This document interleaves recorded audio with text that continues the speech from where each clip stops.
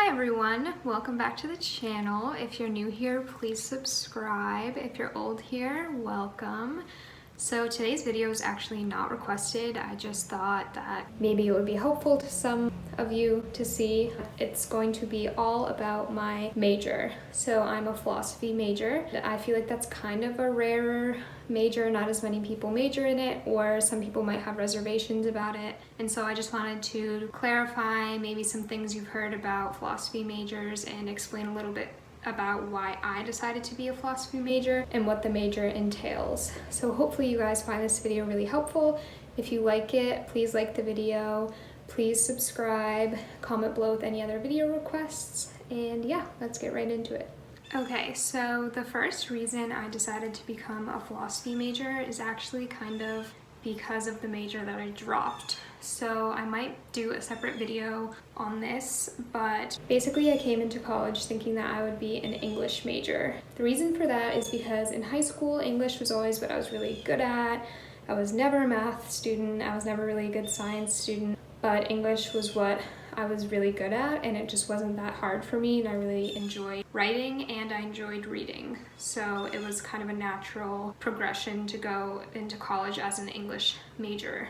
However, I ended up dropping my English major and obviously needed to replace it with a different major. So why did I replace it with philosophy? My freshman year, I think first semester, I took an intro to philosophy class. A little bit of background, I never had philosophy offered at my high school or middle school or anything like that, so I never took a strictly philosophy class, but I did read some philosophers' work throughout high school just as part of the high school curriculum, but I never actually took a philosophy class. So I was really intrigued by philosophy, and I thought if I liked English, I would probably like a philosophy class. And so I took Intro to Philosophy, and I really liked the class. It is a very similar major to English, I think, in a lot of ways, but there are some distinctions between the two, and so I'll kind of go into that now. So with English, I was an English major basically my whole freshman year, so I took a lot of English courses my first year. And English really just is about reading a lot and then writing, which is pretty obvious. And philosophy is actually very similar in that way because you read a lot and then you write, either short responses or essays about what you read. So the big distinction to me between the two is about what do you want to be reading. So as I said before, I was always really good at English in high school, and so I had kind of read a lot of the classics in high school anyways, and so I was coming into college taking these English classes, and in a lot of ways it felt very similar to high school. That's not to say that my high school was as hard as Barnard. Absolutely not. Barnard is a lot harder. The classes are a lot more rigorous and challenging, but in terms of just what I was used to, it was a similar format. I was reading novels and responding to them, and so it kind of felt like an extension of high school, if that makes sense. And so when I took this Intro to Philosophy class, I was really reading material that I had never really been exposed to before, and it's also a very different kind of thing to read. Like, novels are one thing, and then philosophy readings and reading philosophers' work is another. And it's kind of hard to explain unless you've taken a philosophy course and you are also kind of an Englishy person, but it is definitely a way different experience reading philosophy than it is reading things that you would read as an English major. The best way to explain it is when you're a philosophy student, what you're reading is more ideas and concepts about the world and about the things and the people that inhabit it, and it asks a lot of important questions. Whereas, English novels are just stories that people wrote, and there's nothing wrong with that. I just think that it is very different, and that is kind of the key distinction. And yeah, I think another thing about philosophy majors that might be a misconception is that when you are a philosophy student, it's like you're asking all these big life questions and you're getting the answers. Like, okay, I'm going to be a philosophy student and I'm going to figure out what the heck is the meaning of life, or what is XYZ, but at least that's how I came into the major. But in actuality, I realized that majoring in philosophy just gives you a lot more questions than you ever really had. it makes you think about things that you never really thought about. So I would say don't go into a philosophy major thinking that you're going to come out with all of the answers, because I instead just came out with a lot more questions, which isn't a bad thing. It's just kind of funny. Like when I first was like, oh, I'm going to major in philosophy, I was like, oh my gosh, I'm finally going to have all the answers. But it's like, no, philosophy is, you know, a centuries long pursuit of trying to figure things out, and kind of the conclusion that I've drawn is that nobody knows what the heck is going on ever. Okay, and another important kind of topic to discuss is jobs. So I think it's a huge misconception that people who major in philosophy won't get a job. What career will you go into with a philosophy major? That's a big question that people have, and I get that all the time. Like when my parents' friends hear that I'm a philosophy major, they'll kind of joke with me, oh, so you're unemployed? And I'm like, no, I'm actually not. Rude.